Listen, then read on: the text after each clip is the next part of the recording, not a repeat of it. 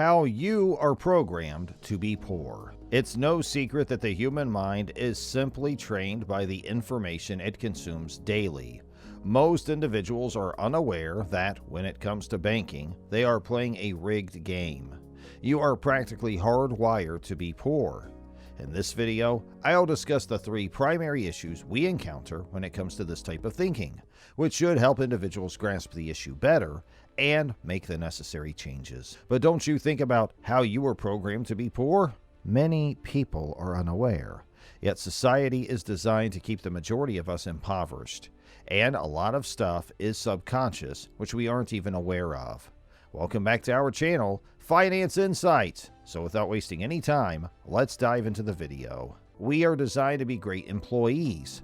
Let's start where we're taught the most. Our educational institutions. We are educated in most places throughout the world in a fairly similar manner. Most people are unaware that our present education system is based on a system that was developed 200 years ago. During the Industrial Revolution, men began to automate jobs and produce goods. This meant that the world needed humans to operate the machines, people who would obey directions and carry out tasks. This was obtained through the factory model of education, which started in Prussia, the old Germany, in 1843. This was subsequently accepted in the United States and propagated across the rest of the world. The government began to give free but compulsory schooling to produce people who would do whatever was required of them. Unfortunately, not to educate as everyone expected. I don't want to mention anything disparaging about instructors who generally have good intentions. However, they are also educated by the same system. This system did not aim to develop affluent individuals. It also did not want to foster critical thinking or people who question the system. It desired that individuals perform monotonous tasks in society and merely obey laws and regulations. Bottom line, the system teaches people how to be effective employees. The terrible thing is that we still have an education system based on the same idea approximately 200 years later. This means you are taught to think in a specific manner and fit into a box throughout the most formative years of your life when most of your subconscious ideas are created. You are not taught how to be an entrepreneur or run a business. Nothing in the school system teaches you about money, how to manage your finances, acquire wealth, invest, and safeguard your fortune after you've obtained it. It teaches you nothing about taxes.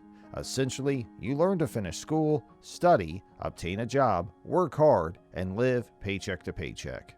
When the time comes to appreciate life, when you're over 70 years old, the issue is if there is anything left. We learn that this is the safe way to live. I refer to it as existing. We are programmed to believe negative things.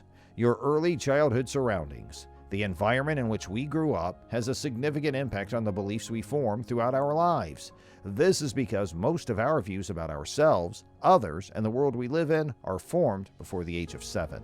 Perhaps you grew up in a household where your parents were frequently battling over money. Perhaps you've heard other family members speak negatively about money and wealthy individuals. Or perhaps you grew up in a low-income community or neighborhood. When you are raised from an early age to believe money is a bad thing, money is tough to come by, money is a scarce resource, money causes issues, you are not deserving of the money, only the evil guys have money, these are the notions that have been implanted into your subconscious mind. As a result, it's no surprise that most people who grow up in impoverished areas or neighborhoods prefer to stay in poor places. This is not only because they have fewer chances, but also because they can only conceive one way of life, an approach that corresponds to their notions about poverty and scarcity. What is implanted in your subconscious mind as a youngster influences the rest of your life. The news media. Another method that we are socialized to be impoverished from an early age is through the media, through novels, television shows, and movies. Do you have a picture of an evil rich person, an evil king or queen, or a filthy rich villain? Characters from children's movies, cartoons, and television series. All of these portray the wealthy individual as bad. The hero is fighting for the average hardworking middle class against the affluent. Several examples show that the affluent person manipulated, lied, or cheated to get wealthy, and that this individual cannot be a decent or honest person.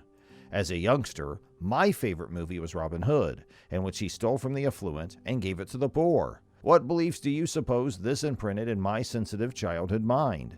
This, I believe, had a huge influence on my opinion that only evil people have money, and that having money makes you a terrible person. Years later, I cognitively know that this is not true, yet I still sense its presence deep inside. The good news is that it is possible to modify your subconscious beliefs. Don't worry, I'll go into it after this piece. Just one more thing. Aside from the programming we received as children, we are constantly programmed by the media daily, through news, newspapers, articles, and other information sources that are claimed to be reliable.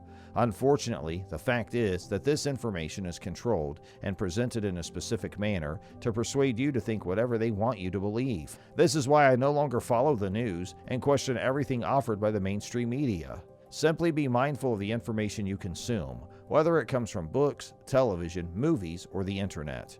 For many years, people have studied how to influence the human mind and have become quite proficient at it. We are wired to always crave more. Capitalism, consumerism, materialism. You'll find yourself wanting more and more. It makes you feel as if you need more. Take as much money as possible from your wallet. Massive corporations have massive funds for studying the human mind and behavior, and they use psychology and emotional triggers to overwhelm your reasonable thinking. Everything is done to increase sales. Yes, some things are necessary, but many are not. We are simply programmed to believe that we do. When it comes to advertising, there are relatively few rules. You are continually exposed, provoked, and urged to buy throughout your daily life. It takes a lot of self-control and effort not to give in to this temptation all the time.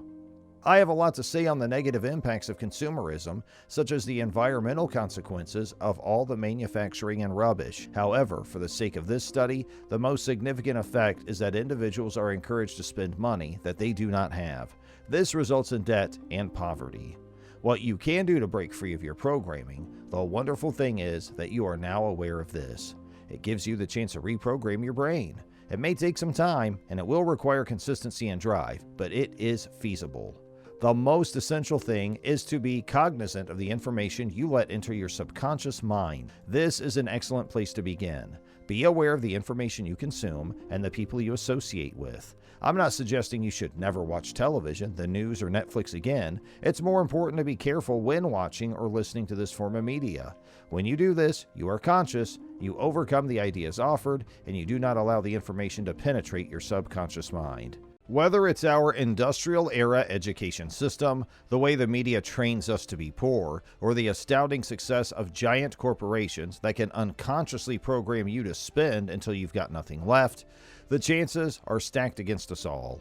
Society has created a perception that all wealthy people are evil people, because all of the super wealthy males in movies and comic books are bad people, right? Give yourself a 6-month or a year challenge to modify the things you think about in order to shift your thinking from scarcity to abundance.